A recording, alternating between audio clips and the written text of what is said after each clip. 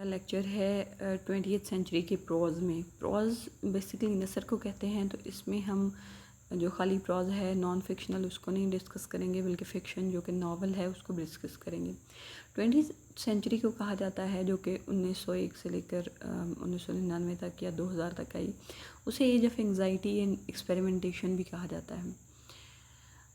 پرانی ورلڈ جو ہے اس کی ڈیتھ ہو چکی تھی، اور وہ 4 مین پوائنٹس جنہوں نے پورے 20ویں صدی کا لٹریچر ہے اس کو شیپ کیا تھا، ان میں سب سے پہلا فیکٹر تھا فرسٹ ورلڈ وار، جو 1914 سے لے کر 1918 تک ہوئی تھی، جس میں بہت سارے ملک نے مل کر الائنس بنا کر دوسرے طرف کے بلاک سے مقابلہ کیا تھا، اور بہت زیادہ لوگ مارے گئے تھے اس میں. اچھا، یہ جو گریٹ وار ہے جو پہلی وار ہے اس کو فرسٹ ورلڈ وار نہیں کہا جاتا تھا، پہلے اسے گریٹ وار کہا جاتا تھا، کیونکہ لوگوں کو تو نہیں پتہ تھا کہ ایک اور ورلڈ وار بھی ہوگی. تو بعد میں جب سیکنڈ ورلڈ وار ہوئی تب اسے فرسٹ ورلڈ وار کا نام دیا گیا. تو یہ جو گریٹ وار ہے یہ بڑی ہی میکینیکل قسم کی تھی، انڈسٹریلائزڈ قسم کا سلاٹر تھا لوگوں کو. ظاہر ہے آپ بم گرا رہے ہیں، توپ سے مار رہے ہیں، گولے داغ رہے ہیں، اور ایسے لوگوں کو ذبح کر رہے ہیں جس کا کوئی مقصد نہیں ہے، آپ کی ان سے کوئی ذاتی دشمنی نہیں ہے، آپ بہت سی جگہوں پر ان کو جانتے بھی نہیں ہیں. تو اس گریٹ وار نے جو ایک پیٹریاٹک ریٹرک تھا، جو ایک بیانیہ ہے جس میں حب الوطنی کہ آپ اپنے وطن کے خاطر جان دے رہے ہیں اور آپ جو ہیں وہ اپنے وطن کا سر بلند کریں، اس کی منافقت کو ایکسپوز کیا تھا کہ کیسے اب جیسے کہ ابھی ریسنٹلی ہمارے ہمسائے میں جنگ ہو رہی ہے، تو اس میں جو مارنے والے ہیں انہیں نہیں پتہ کہ وہ کیوں مار رہے ہیں، جو مرنے والے ہیں انہیں نہیں پتہ کہ وہ کس وجہ سے مارے جا رہے ہیں. تو جو ایک پیٹریاٹک ریٹرک ہے وہ بالکل ختم ہو گیا. امریکہ والوں کا کوئی اس میں کوئی کنسرن ہی نہیں ہے کہ وہ کیوں آ کے بمباری کر رہے ہیں اور جواب میں کیوں مارے جا رہے ہیں.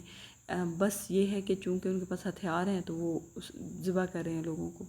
اور ٹریڈیشنل اتھارٹی جو ہے اس کی بھی بینکرپسی، وہ اس کا دیوالیہ پن کو بھی ایکسپوز کیا انہوں نے، کہ جیسے یہ کہا جاتا تھا کہ آپ سپریم ہیں اگر آپ جیت رہے ہیں، کیونکہ ورلڈ وار میں اتنے لوگ مارے گئے کہ یہ آسانی سے ڈکلیئر کرنا مشکل تھا کہ جیتا کون ہے.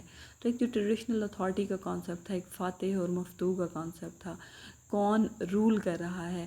اگر جنگ میں کوئی وزیر اعظم ہے جو ایک ملک کا وہ جنگ لڑ رہا ہے، جیسے کہ ونسٹن چرچل یا اس طرح کے لوگ، تو وہ لوگ جو ہیں کیا ان کی اتھارٹی بیٹل فیلڈ میں میٹر کرتی ہے، یا بیٹل فیلڈ میں وہ بندہ میٹر کرتا ہے جو اس وقت آرڈر دے رہا تھا، کیونکہ وہاں سینکڑوں لوگ مارے جا رہے تھے ایک بم سے، ایک گولے سے، لاکھوں کروڑوں لوگ مارے گئے.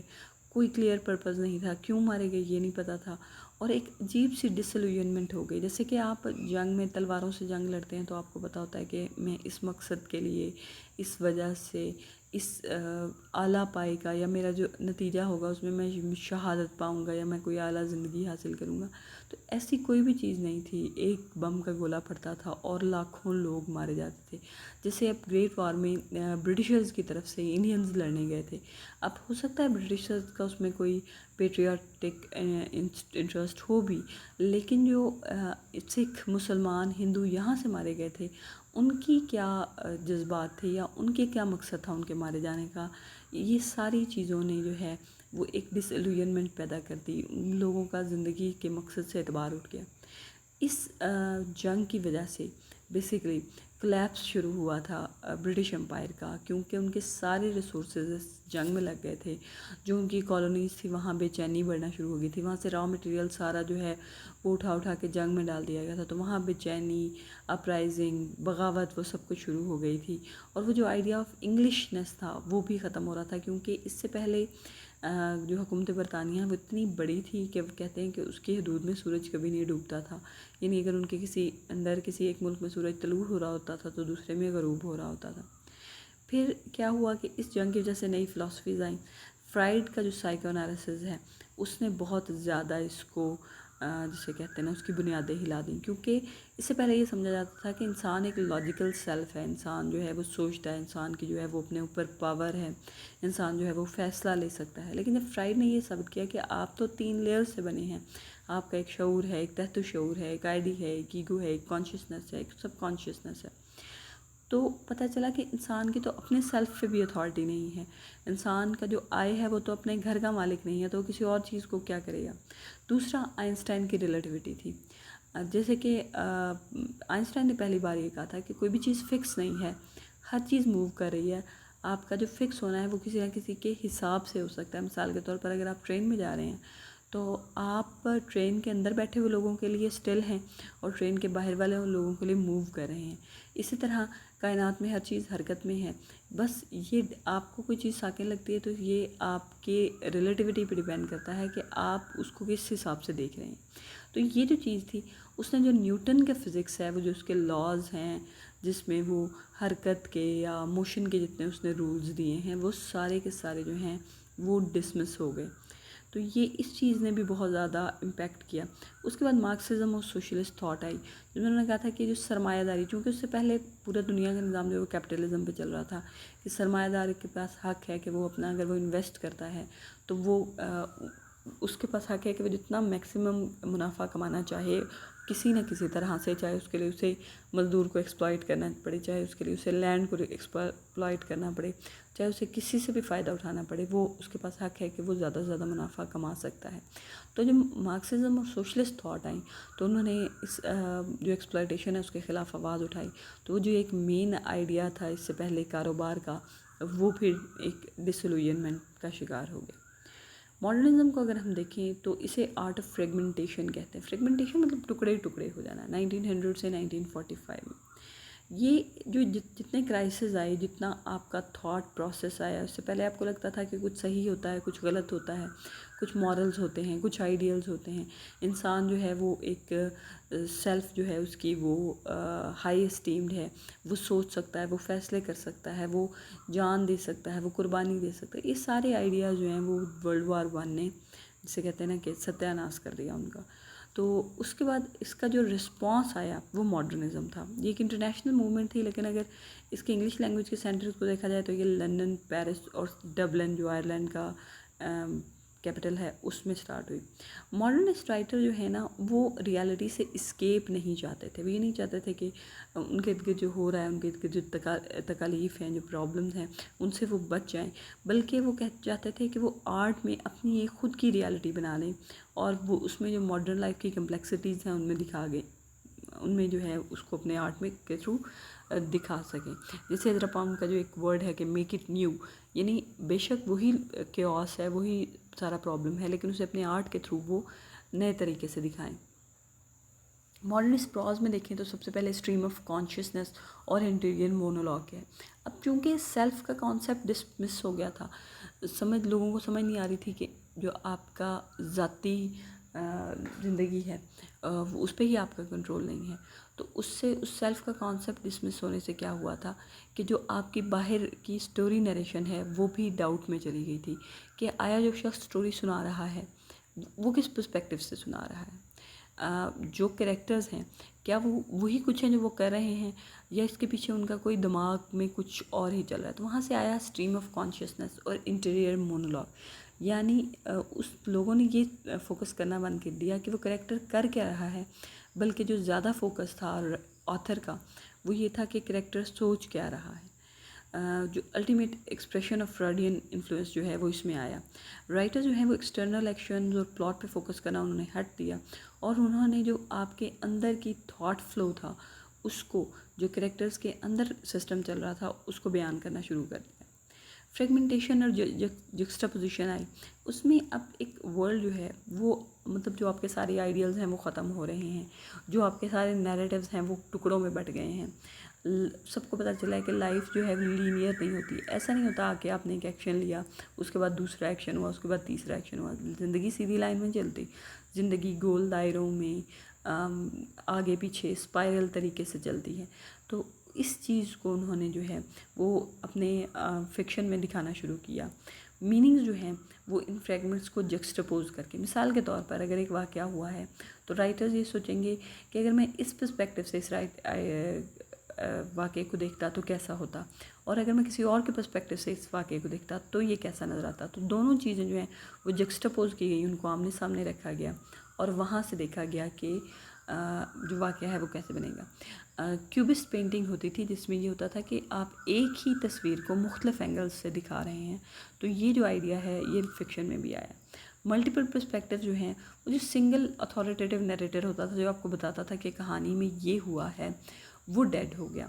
ماڈرنسٹ جو ہیں انہوں نے ملٹیپل قسم کے اور انریلائبل نریٹرز ہیں. دیکھیں اب ایک ہی واقعہ ہوا ہے, اس میں ایک بندے کے آپ منہ سے بات سنیں تو آپ کو لگے گا کہ یہ وکٹم ہے, اس بیچارے کے ساتھ جاتی ہوئی ہے.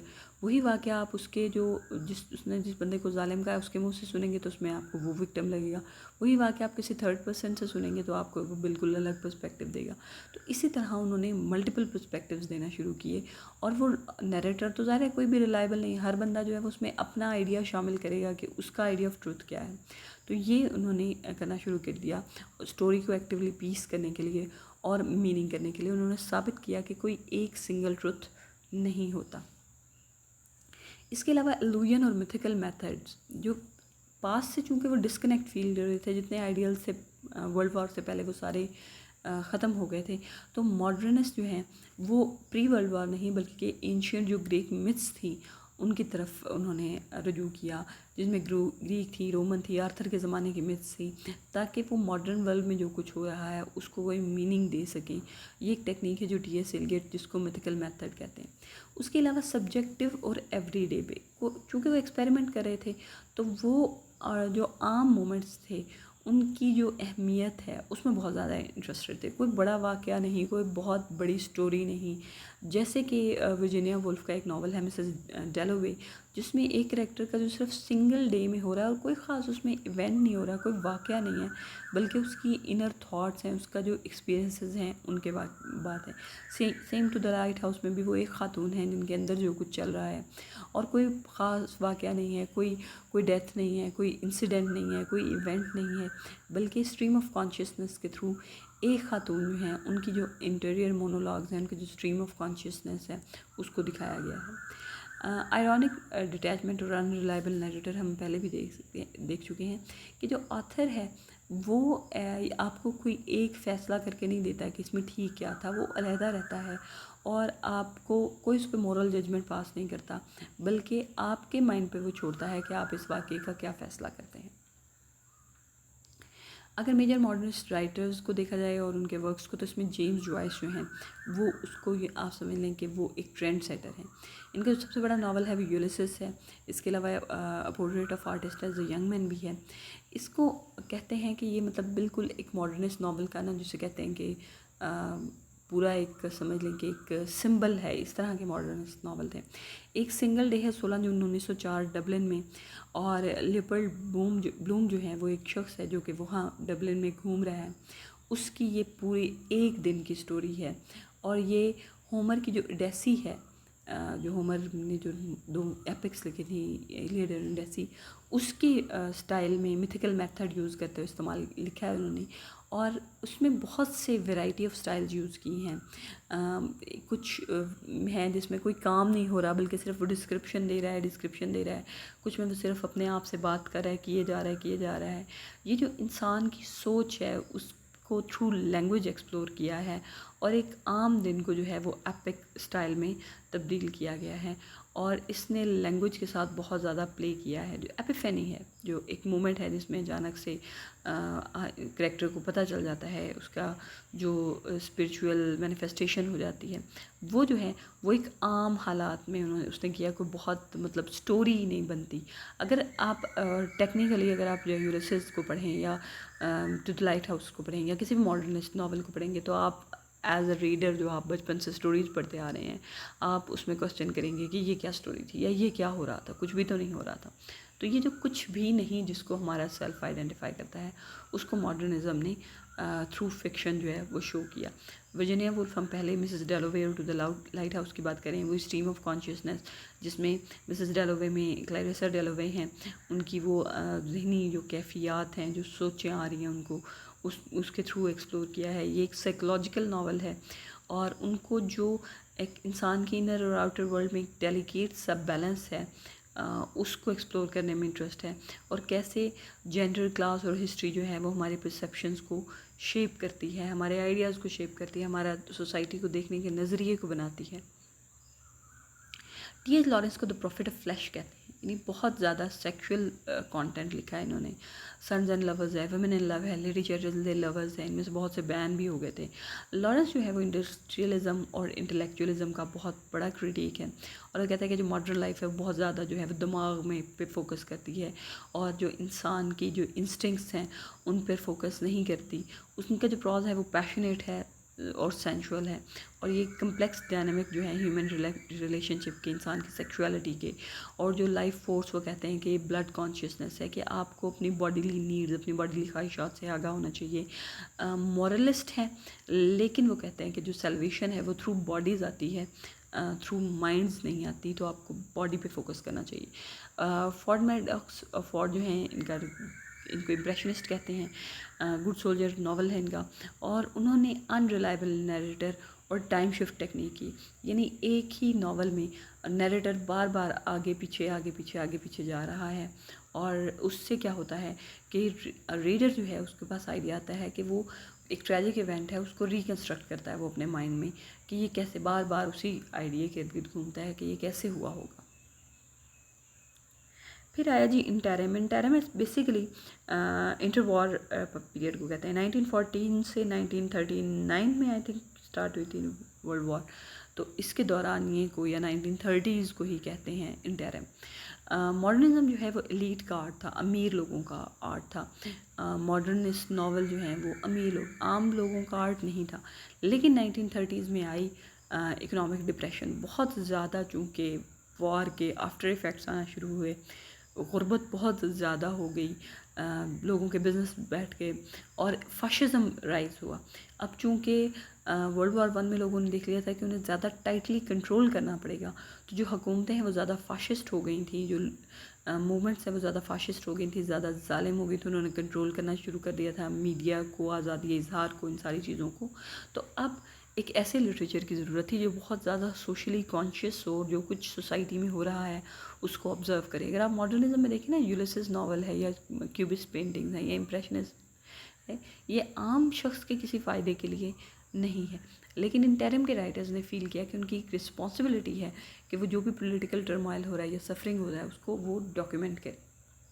اس دور کے جو کی فگرز ہیں ان میں جارج آرویل ہے, ایلس ایگزلے ہے, اور گرام گرینی ہے. جارج آرویل جو ہیں ان کا جو رائٹنگز ہیں وہ پولیٹیکل رائٹنگز اور لٹریری رائٹنگز کے درمیان ہے کچھ.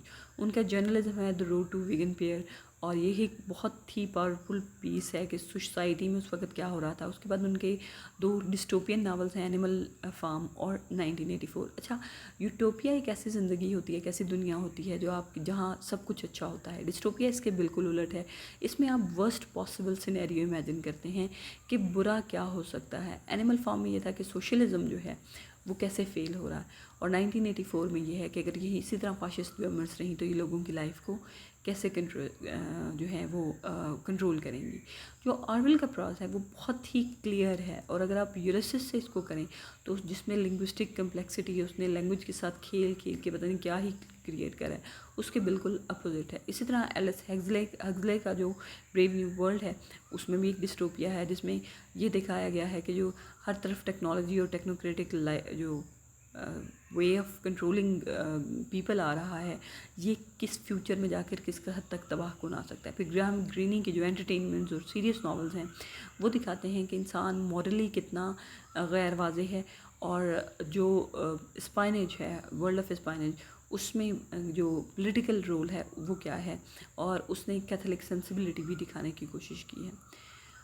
اب آئے جی پوسٹ ماڈرنزم جو کہ 1945 یعنی ورلڈ وار 2 کے بعد آیا, اور یہ 1945 سے 1990s تک چلا, اور یہ بالکل ہی ماڈرنزم کے الٹ تھا. ماڈرنزم والوں نے بھی کیوس قسم کے ڈسٹربنگ ناولز, ڈسٹربنگ آرٹ تخلیق کیا, لیکن ان کا مقصد یہ تھا کہ وہ لائف سے کچھ میننگ ڈرا کر سکیں, اور وہ باقاعدہ ان کی ایک کوشش اور خواہش تھی یہ وہ کوئی جو ہے وہ سگنیفیکنس, کوئی اہمیت تلاش کر سکیں جو عام واقعات ہیں. پوسٹ ماڈرنزم جو ہے انہوں نے یوں سمجھے کہ گیو اپ کر دیا تھا, 2 جنگیں ہو چکی تھیں, آدھی دنیا تباہ ہو چکی تھی, صرف تباہی تھی, کوئی آئیڈیلز نہیں تھے, کوئی موریلٹی نہیں تھی, کچھ بھی نہیں تھا. اور انہوں نے سب گرینڈ نیریٹیو جو ہیں ریلیجن کے, ہسٹری کے, پروگریس کے, ایون سنگل سیلف کے آئیڈیاز کو بھی انہوں نے ڈسمس کر دیا, اور سب کچھ ڈیڈ تھے. اور باقی وہ کہتے تھے کہ جتنا کچھ ہے وہ لینگویج کی گیم ہے, آپ ज़बान سے, آپ اپنی لینگویج سے کچھ بھی ثابت کر سکتے ہیں۔ اس میں ایک میٹا فکشن آیا۔ میٹا فکشن میں کیا ہوتا تھا کہ فکشن کے بارے میں کچھ لکھا جا رہا ہے، رائٹر سٹوری لکھ رہا ہے، سٹوری لکھتے لکھتے وہ سٹوری پہ کمنٹ کرنا شروع ہو جاتا ہے۔ جیسے بھی میں مستنصر حسین تارڑ کا پڑھی تھی، جس میں ایک پورا چیپٹر جو ہے اس میں وہ یہ بتا رہے ہیں کہ رائٹر کہتا ہے کہ میں نے سٹوری پہ گیو اپ کر دیا ہے، اب آپ کی مرضی ہے کہ آپ اس کو کہاں لے جاتے ہیں۔ تو یہ میٹا فکشن تھا، جس میں فکشن کے درمیان میں فکشن پہ کمنٹ ہونا شروع ہو جاتے تھے۔ پھر پیسٹیشز تھے، پیسٹیشز مختلف قسم کے پیچز کو کہتے ہیں، اور پیروڈیز آئیں۔ تو یہ بڑی ہی ہسٹوریکل سٹائل اور مختلف جانرز اور مختلف سٹائلز اور مختلف نیریٹیوز کو وہ مکس کرتے تھے۔ پھر آیا ہسٹوریوگرافک میٹا فکشن، جس میں ناول جو ہیں وہ فکشن اور ہسٹری کو ملا کر ہسٹری پہ سوال اٹھاتے تھے۔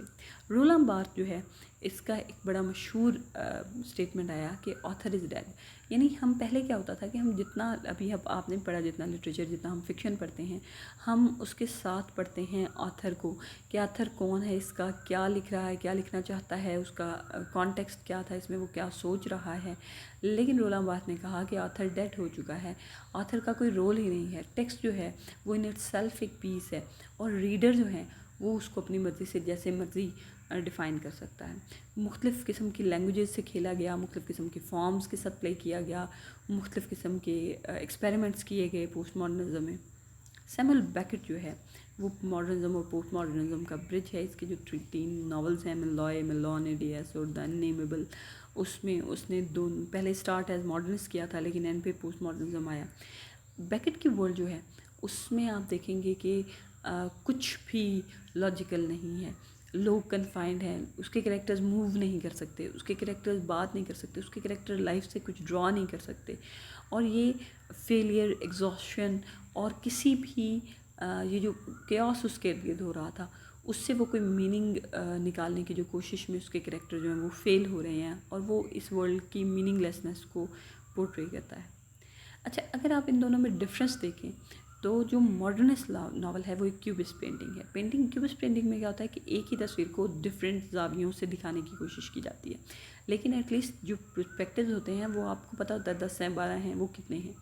پوسٹ ماڈرنسٹ ناول جو ہے وہ آپ سمجھ لیں کہ ہال آف مررز ہے، یعنی مرر لگے ہوئے ہیں اور آپ کو پتہ چل رہا ہے کہ اس میں جتنی بھی شیپس آ رہی ہیں وہ سب امیجز ہیں، ان میں سے کوئی بھی ریالٹی نہیں ہے۔ تو یہ جو ہے یہ پوسٹ ماڈرنزم کا ایک آئیڈیا بھی تھا۔ ماڈرنزم اور پوسٹ ماڈرنزم جو کہ 20th سینچری کی 2 مشہور تحریکیں تھیں، ان کا آئیڈیا بھی تھا، اور یہی چیزیں جو ہیں وہ آپ 20th سینچری کے ڈرامہ میں بھی دیکھیں گی، یہی چیزیں آپ 20th سینچری کی پوئٹری میں بھی دیکھیں گی۔ Thank you.